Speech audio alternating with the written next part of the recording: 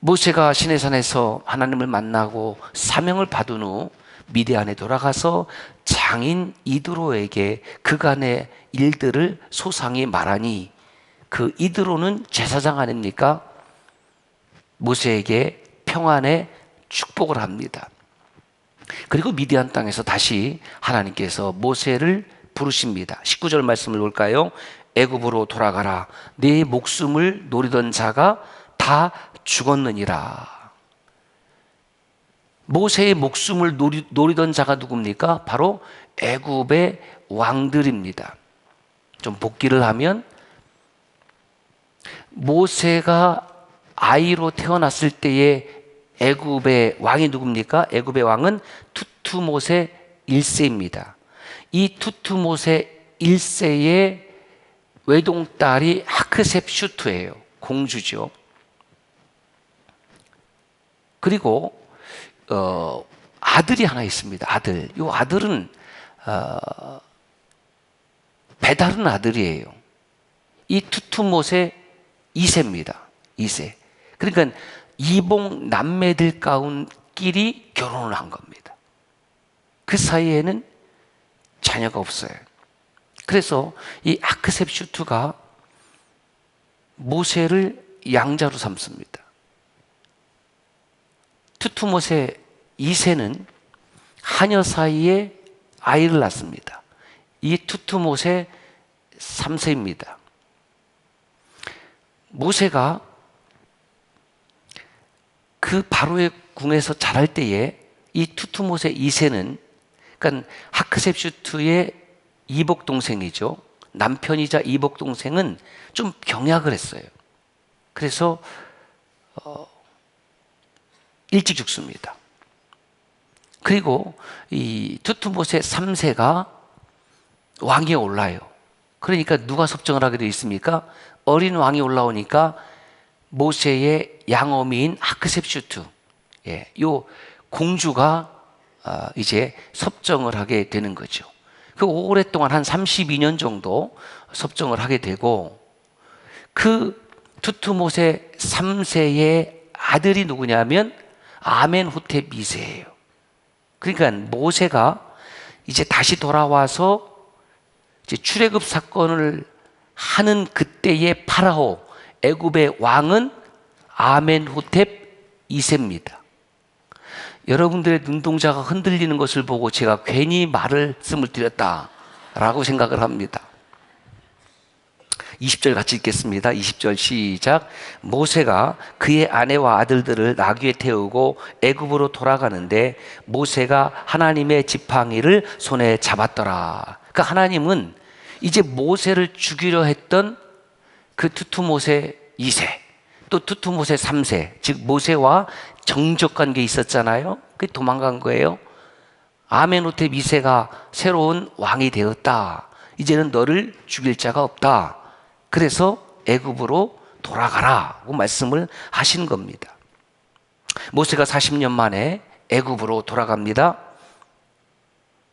아내 시보라와 두 아들 게르솜, 나는 이방의 나그네라는 뜻입니다. 엘리에셀,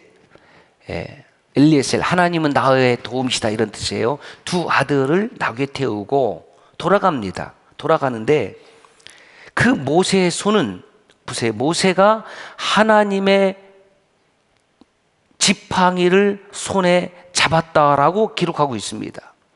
하나님의 지팡이를 누가 잡았다고요? 모세가. 하나님의 지팡이를 누가 잡았다고요? 내가. 하나님의 지팡이를 누가 잡았다고요? 모세가. 하나님의 지팡이를 누가 잡았다고요? 내가. 하나님의 지팡이를 누가 잡았다고요? 내가. 자, 후일 모세는 출애굽 여정을 기록하면서 자신의 손이 잡은 그 지팡이가 있어요. 여러분 어떻습니까? 이 모세의 지팡이. 까불지 말아요. 모세. 그러니까 후일에 모세가 자기가 쥐고 있었던 이 지팡이를 자신의 지팡이라고 한 것이 아니라, 오늘 말씀해 보면 하나님의 지팡이를 잡았다라고 기록하고 있는 거예요. 내가 잡은 지팡이는 내가 만든 지팡이가 아니라 하나님이 내 손에 쥐어준 지팡이라고 말씀하고 있는 겁니다. 즉 모세는 자신의 지팡이를 잡고 하나님의 일을 한 것이 아니라 하나님께서 나의 손에 들려준 이 지팡이로 하나님의 구원 사역에 쓰임 받았다라고 기록하고 있는 것이죠. 왜냐하면 자신은 80세의 노인입니다. 자신은 힘이 없습니다. 자신의 능력이 없습니다. 이 지팡이는 무엇을 상징하냐면 파워 오브 갓, 하나님의 능력을 상징하는 거예요. 무슨 힘으로 우리가 하나님 앞에 헌신할 수가 있겠습니까? 무슨 능력으로 목사와 장로와 권사와 집사의 일을 여러분 감당하시려고 합니까? 많이 배운 것으로? 교회에서 많이 본 경험으로? 아니죠. 하나님이 주시는 능력으로 하나님의 지팡이를 손에 잡고, 할렐루야. 여러분, 우리는 어떻습니까? 예배 자리에 나오지만, 예수님을 믿고 섬긴다고 하지만 얼마나 많은 성도들이 이 시대에 나는 할 수 없습니다. 우리 교회는 할 수 없습니다. 왜 그렇습니까? 다 내 지팡이만 짚고 있는 거예요. 하나님의 지팡이를 잃어버린 시대입니다. 하나님의 능력을 잃어버린 시대입니다. 나는 할 수 없지만, 내 지팡이는 능력이 없지만 하나님이 나와 함께 하시면, 하나님이 내 손에 하나님의 지팡이를 들려주시면 나는 할 수 있습니다. 그것이 바로 교회입니다. 하나님의 지팡이를 손에 잡은 그 사람이 바로 목사요, 장로요, 권사요, 안수집사요, 믿음의 성도들인 줄로 믿습니다. 많은 성도들이 교회 나오지만 마치 야구장이나 축구장에 입장료 내듯이 헌금 내고 자신의 의무를 다 했다고 착각하는 이 시대입니다. 어떤 면에서는 그나마 헌금이라도 하니까 고맙기는 해요. 그런데 요즘은 이런 말도 있더라고요. 무임승차 크리스천. 무임승차 크리스천이 뭐냐? 교회 혹시 탐방 오신 분들은 상처받지 마세요. 예. 탐방하기 위해서 어떤 교회가 내가 등록하면 좋겠나? 저는 이해합니다. 예, 잘 탐방하시길 바라요. 그 무임승차 크리스천은 등록도 안 해. 등록을 안 했으니까 성도로서의 의무를 이행할 필요가 없어요. 등록도 안 하죠. 헌금도 안 하죠. 헌신도 안 하죠. 그런데 교회에서 밥도 먹죠. 예. 오늘도 커피 가보니까 풀이더라고요. 커피도 마시죠. 예. 그 누릴 건 다 누려요. 그리고 그 공동체의 소속은 안 되는 거죠. 이런 무임승차 크리스천들이 점점 늘어난다는 거예요. 그리고 나는 하나님 앞에 예배 드렸다. That's okay. 예, 이것으로 나는 충분하다. 뭐 이런 무임승차 크리스천들. 결국은 그런 크리스천들이 많아질수록 교회는 교회의 사명을 감당할 수가 없는 겁니다. 사랑하는 믿음의 형제 자매 여러분, 저와 여러분들이 예수 그리스도의 그 보배로운 보혈 때문에, 십자가의 공로 때문에 구원받은 사람이라면, 그 구원받음에 감격이 있다고 하면 의무 이전에 주님 사랑해서 그 말씀에 순종하고 주님 사랑해서 헌신의 자리에서 땀 흘릴 수 있는 저와 여러분들 되시기를 바랍니다. 21절 보십시오. 바로에게 두 가지를 행하는데 이적과 경고를 행하라고 합니다.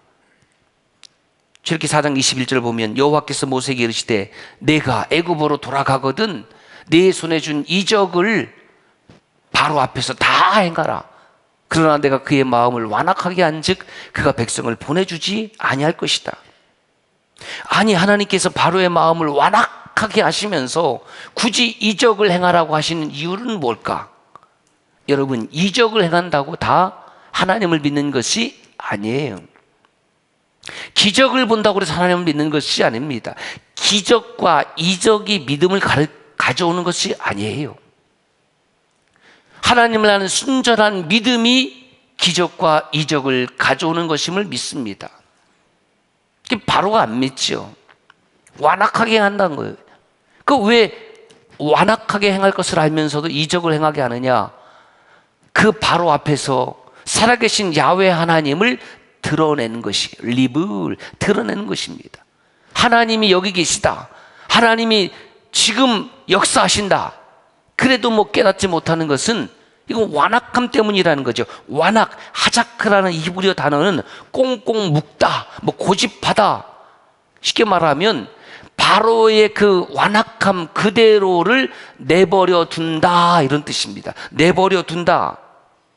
여러분, 무엇이 저주입니까? 하나님 앞에서 내가 어떤 생각을 하든지, 내가 어떤 마음을 먹든지 하나님께서 그 생각과 마음과 행동을 그대로 내버려 두는 것, 유기, 그것이 저주입니다. 한번 시험해 볼까요? 예배를 드리지 아니하고, 하나님 말씀을 읽지도 아니하고, 순종하지도 아니하고, 헌신하지도 아니하고, 아무 일도 일어나지 않을 겁니다. 많은 분들은 아무 일도 일어나지 않을 거예요. 나 예배 빠졌는데 아무 일도 일어나지 않네? 하나님 나를 그냥 내버려 두시네? 내가 헌신의 자리에서 이탈해도 그냥 두시네? 야, 문제 없다. 그냥 이대로 살아야 되겠다. 그것이 바로 저주라는 것을 알아야 돼요. 공부를 하지 않고 매일 놀러 다녀도 부모님이 말하지 아니하고, 학교에서 TV저 잠만 자도 선생님이 깨우지 아니하고 냅둬. 그것이 바로 육입니다. 그것이 바로 이미 심판이 진행되고 있는 겁니다. 무엇이 은혜입니까? 하나님께서 내가 마음먹은 대로, 내가 원하는 대로 그렇게 행동하도록 내버려 두지 않는 것, 그것이 바로 은혜예요. 무엇을 구하시렵니까? 무슨 기도를 하십니까? 하나님, 저를 내버려 두지 마십시오. 제 생각이, 제 마음이 하나님의 생각과 마음과 다르다고 하면 저를 내버려 두지 마십시오. 그것이 바로 은혜잖아요. 두 번째는 경고의 메시지입니다. 출애굽기 4장 22절, 23절 말씀입니다. 시작.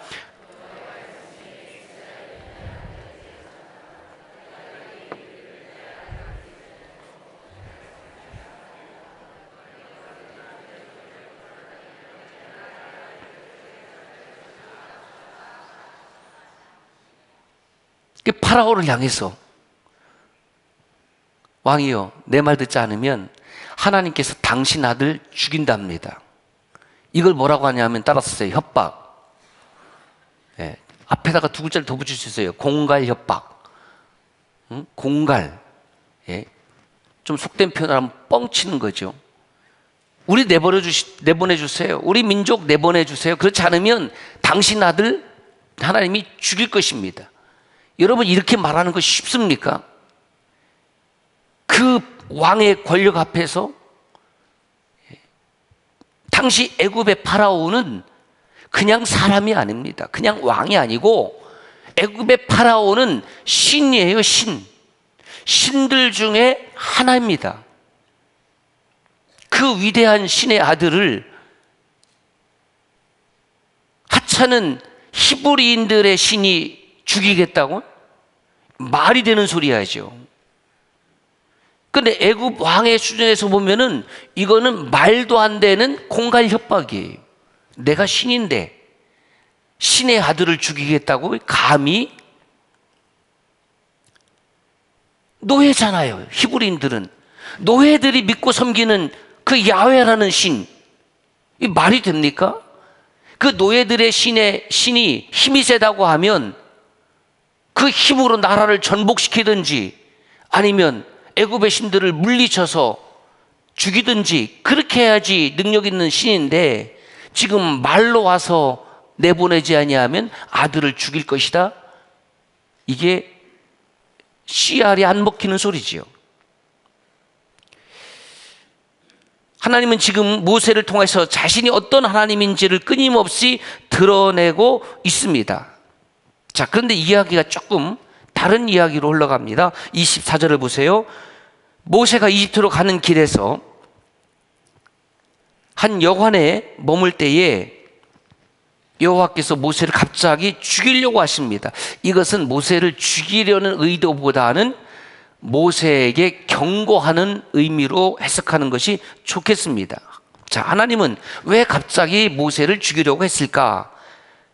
그런데 이것을 누가 알고 있었냐면 그 죽이려는 의도에 대해서 아내 십보라가 알고 있었습니다. 일반적으로 남자가 센스가 많아요? 여자가 센스가 많아요? 한번 해봅시다. 남자가 센스가 많다는 남성들 예로 남자가 센스가 많아요? 시작. 예, 스스로 우리는 둔한 자니이다. 예, 자, 여자들이 센스가 많으면 여성들은 예, 시작. 예, 예, 더 이상 제가 메시지 전하기가 어렵습니다. 그러니까 여성들이 훨씬 더 센스가 많고 아주 이 촉이 발달해요. 촉촉촉촉촉. 예. 그래서 그런지 50 넘어가면서 아내들의 그 센스 있는 말씀이 너무 많아져. 남자들은 점점 무뎌져서 그냥 얘기하면은 어떻게 해야 돼요? 남성을 따라합시다. 그냥 듣자. 그냥 들어야 돼요. 예. 여성들이 훨씬 센스가 많습니다. 아내 십보라가 그랬던 것 같습니다. 자, 첫째 아들 게르솜은 이미 할례를 행하였는데 지금 문제는 둘째 아들 엘리에셀이 할례를 행하지 아니한 겁니다. 그 할례를 행하지 아니한 것 때문에 죽이려는 것을 십보라가 알았습니다. 깨달은 거죠. 왜 남편을 죽이려고 하시는지. 자, 그렇다고 하면 할례는 태어난 지 며칠 만에 행하게 되어 있습니까? 8일 만에. 그렇다면 이 십보라는 미디안에서 애굽으로 가는 그 여정 중에 둘째 아들 엘리에셀을 출산했을 가능성이 매우 높지요. 그리고 8일이 지났을 가능성은 확실합니다. 그래서 십보라가 칼이 없으니까 뾰족한 돌로, 즉 돌칼로 가져다가 모세의 발 앞에 놓고 빨리 엘리에셀의 포피를 제거해라, 할례를 행하도록 했습니다. 그리고 이렇게 말하죠. 출애굽기 4장 25절. 당신은 내게 피 남편이로다. 이렇게 피의 남편이라고 십보라가 푸념을 하는 이유가 무엇이 있을까? 그 십보라는 게르솜을 낳았을 때도 모세가 할례를 행했습니다. 자, 지금 엘리에셀은 할례를 행하기 전입니다. 그러면서 어미로서 그 아이들을 보니까 그 게르솜이 할례를 행할 때 보니까 이게 쬐깐한 아이의 포피를 벤단 말이에요. 그리고 피가 흐르고 포피를 생으로 자르니 아이는 그 떼굴떼굴 구르지 않겠습니까? 아파서 울지 않겠습니까? 그 아파서 우는 아이를 보면서 그 엄마의 마음은 어땠을까요? 참 고통스러웠겠죠. 예. 그러니까 이 십보라는 이 할례에 대해서, 그 의미에 대해서 아주 정확하게 알고 있지 못하다라고 추정이 가능한 것입니다. 자, 이 할례가 어디서 시작됐습니까? 창세기 17장 11절 말씀을 볼까요? 시작.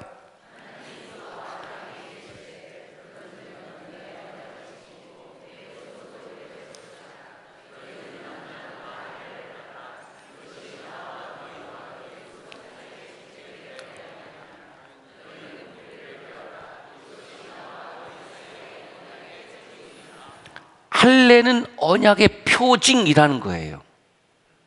그런데 그런데 언약의 표징이 무엇이 보여야 되냐면 피가 보이는 거예요. 피가 무엇입니까? 생명입니다. 다시 말해서 하나님께서 우리에게 주신 그 언약은 우리의 생명을 좌우하는 언약이라는 겁니다. 하나님이 주신 그 언약을 지키면 살고 셀대 이터널 라이프, 우리에게 영생이 있고, 그 생명을 소홀히 여기면 우리에게는 생명이 주어지지 않습니다. 영생이 주어지지 않습니다. 그래서 하나님이 주신 언약을 생명처럼 소중히 여겨야 되는 거예요. 하나님의 말씀을 생명같이 소중히 여겨야 되는 겁니다. 이 시대에 우리들이 그것을 잃어버린 겁니다. 마치 홍수 시대에 마실 물이 없는 것처럼 하나님의 말씀이 많이 있지만 그 말씀을 생명으로 여기고 생명으로 붙들지 아니하는 성도에게 하나님의 생명은 역사하지 않습니다. 모세는 애굽에서 가서 해야 될 일 때문에, 하나님이 내게 주신 사명 때문에 핑계는 좋지요. 그런데 무엇을 잊어버렸냐면 하나님의 언약을 잊어버렸습니다. 아브라함, 이삭, 야곱을 통해서 주신 그 하나님의 언약, 그 언약을 상기하는 것이 무엇입니까? 할례였어요. 할례. 그러니까 너무나 분주한 일상 때문에 하나님이 주신 정말 소중한 사랑과 구원의 언약을 잊어버렸다는 겁니다. 이것이지요. 우리가 하나님의 일을 감당하다가, 그렇죠, 찬양대도 해야 되지요, 주차 사역도 해야 되지요, 생명 사역도 해야 되지요, 우리 미래공 사역도 해야 되지요. 다양한 사역들 때문에 무엇을 잊어버리냐면 하나님과의 언약을 잊어버리는 겁니다.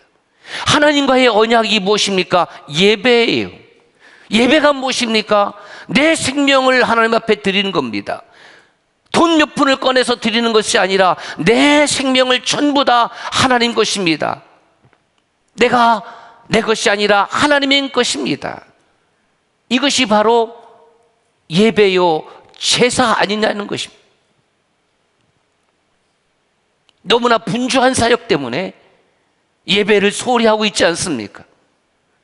예배는 대충 드리고 내가 가서 해야 될 사역은, 그것은 또 능히 감당하길 원하고 앞뒤가 바뀌었습니다. 어떤 사역도 예배보다 앞설 수 없습니다. 그것은 하나님이 싫어하는 것이요, 하나님의 언약을 깨뜨리는 죄입니다. 하나님은 아론에게 이제 광야 시내산에 나가서 모세를 맞이하라고 말씀을 하십니다. 그리고 모세는 형 아론에게 자기의 이야기를 들려줍니다.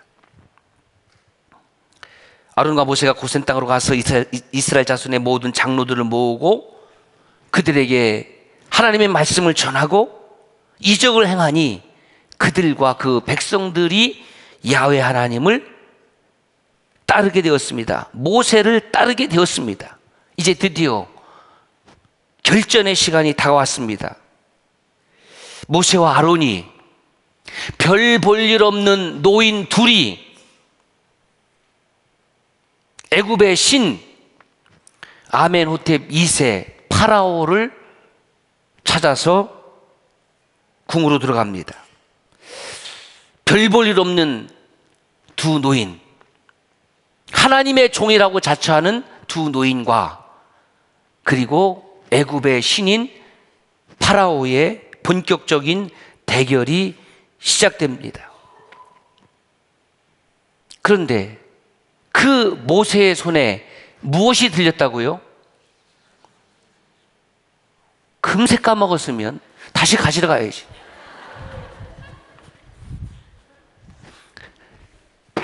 모세의 손에 무엇이 들렸다고요? 하나님의 지팡이. 이 지팡이가 히브리어로 마테라고 그래요. 마테. 예, 마테. 그래서 하나님의 지팡이, 마테 엘로임 브야드. 야드는 손이란 뜻입니다. 모세의 손에 하나님의 지팡이가 들려 있었더라. 또 한 주간 저와 여러분들은 세상에 나갈 것입니다. 여러분의 손에 무엇이 들려 있습니까? 기도하겠습니다.